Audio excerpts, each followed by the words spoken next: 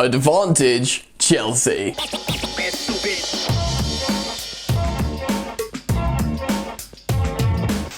Hey, what's going on, people? Welcome back to Football Therapy with me, your host Jan. I do hope you are all doing well today, mate. Are you doing well? I hope so. I really do hope that. What am I saying? Anyway, welcome to today's video. A couple of things I want to talk about. I do want to preview the Barnsley game. Yes, I haven't had a chance to watch Thomas Tuchel's press conference. It's not for another hour and a half, and I won't be able to film later. So if there's injuries, I'm sorry. But I've made a really interesting lineup that I think you guys are gonna dig. Also, let's talk about what UEFA have come out and said about the neutral venue for Atletico Madrid. I'm gonna read a statement. Huge positive for Chelsea. Everything's coming up, Millhouse. We're gonna win the Champions League. So anyway, settle in, get comfortable, subscribe to this channel if you're new to the experience. Daily content, of course, regarding Chelsea Football Club. You might dig it, my friends, so bell notifications icon switched on if you decide to subscribe. And if you want to show your love to your boy, please do drop a like, because it helps me out a lot. Why wouldn't you want to help me out? It's very sweet and kind of you. Alright then, let's get into today's video. So first off, breaking news. Well, not really breaking, it came out about an hour ago, but man's been busy. Chelsea aren't playing Atletico Madrid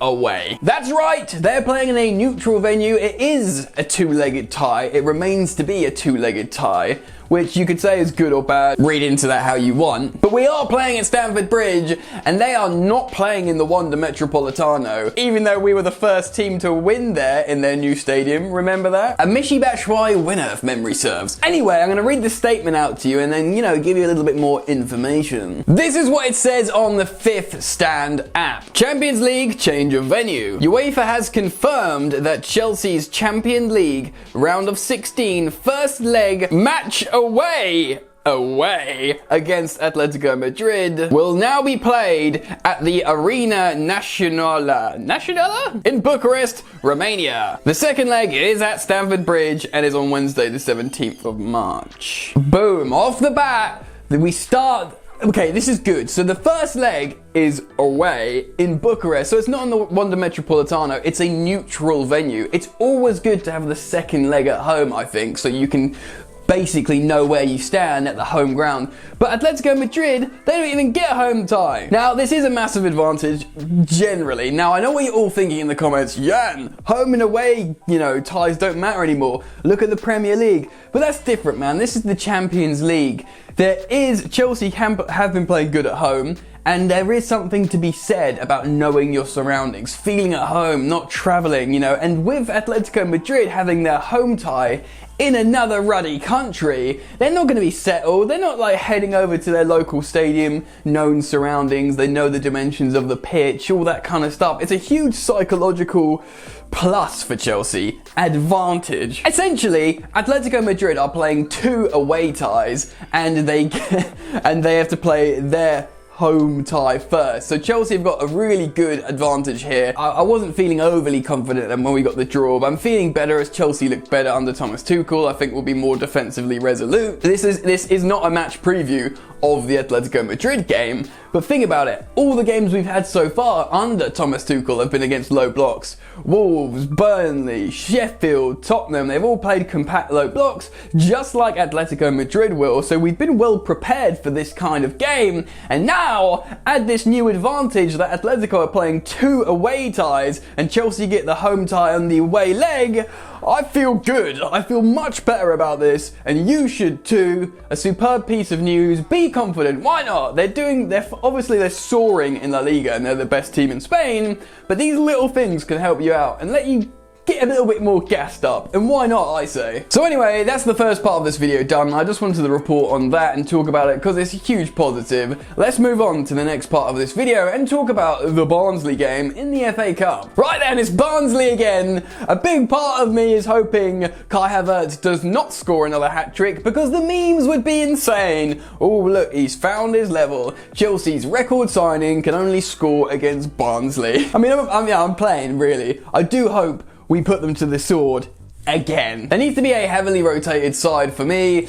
I hope there is, loads of goals, especially after watching that dry game, Man United versus West Ham, just to see a goal in stoppage time. That was so boring. Of course, Tuchel's remit would be to achieve top 4, which we are 1 point off 4th. I've already got super hyped and said we can get 2nd. Why not? I'm gassed up. Absolutely, he should be going for the FA Cup as well. It's an achievable trophy with the run we've had, with the squad we've got, and with the way we're playing, so we should go all in. But it is Barnsley, and this is the perfect opportunity to do some heavy rotation in what is a massive squad that Thomas Tuchel has said, yes, I don't want to lose anyone, I want to utilise everyone, I want to look at everyone. So I have made a predicted lineup, and I'm going to talk you through it in just a moment.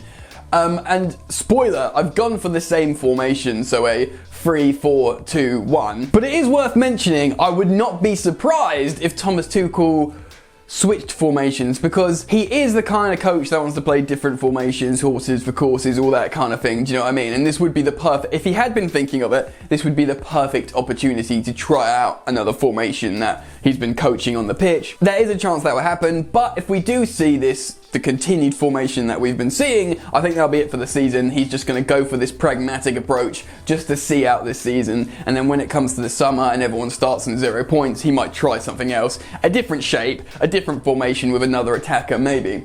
So let's switch screens and show you who I've picked in my starting lineup. Boom, boom. So yes, of course, a 3-4-2-1, like I said, although sometimes it is a 3-4-1-2, but I've not gone for the latter in this case. In goal, Kepa Arrizabalaga. He's been our cup goalkeeper, and even, if he sort of no longer becomes the cup goalkeeper later on in the competition, you'd think for Barnsley, he'd stay in goal. It's reported Arena Nationala really wants Kepa to be given another crack because he cost them so much money, so this is the perfect opportunity for him to showcase a little bit of his ability.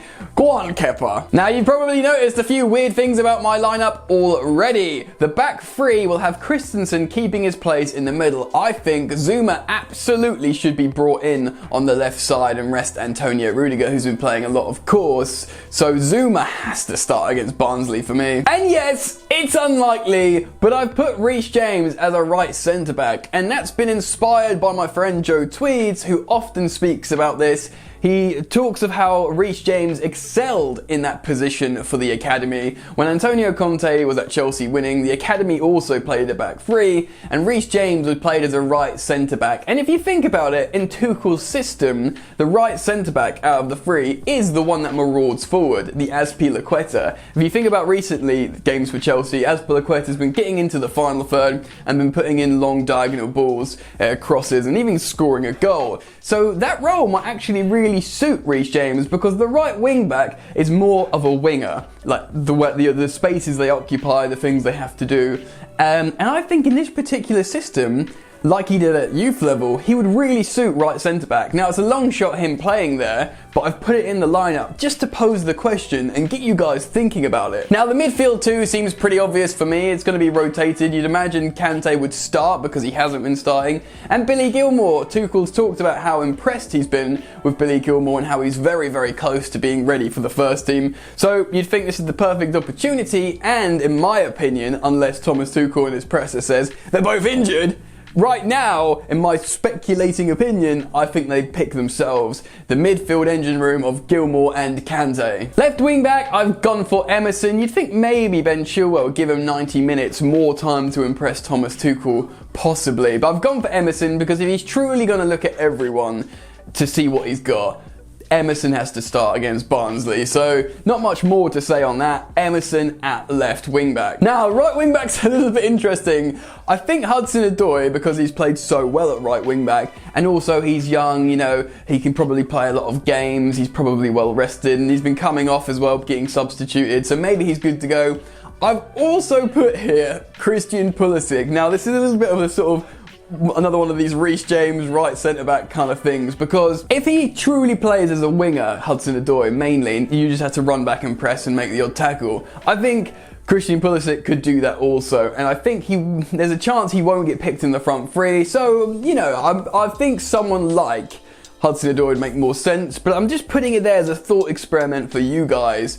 Could Christian Pulisic be seen as a potential option as a wing-back, seeing as Hudson-Odoi has been. Remember, they camp out forwards, they stick to the byline, and they break at pace. It could work, maybe, but personally, more likely to see Hudson-Odoi come back in there and excel. The front three is pretty easy. I've gone for Tammy Abraham because he's played not so much recently. Werner and Giroud have been playing. I think Abraham will start this game up front for Chelsea. I think Kai Havertz will start as well because he absolutely deserves it. And Hakim Ziyech is proclaimed fit. If he can't start against Barnsley, then where is he going to start against? Do you know what I mean? That's why I haven't put Pulisic in this game. I think Havertz needs to start. I think Ziyech needs to start. Remember, Tuchel knows what Pulisic brings. He knows him completely in terms of his player profile. He doesn't know everything about Havertz and Ziyech yet, so I think those two start in the inside 10s behind Tammy Abraham, and that's my lineup. So let's get rid of this screen and talk about the game a little bit more. I don't need to tell you, my friends, that this is a must win, but to be honest,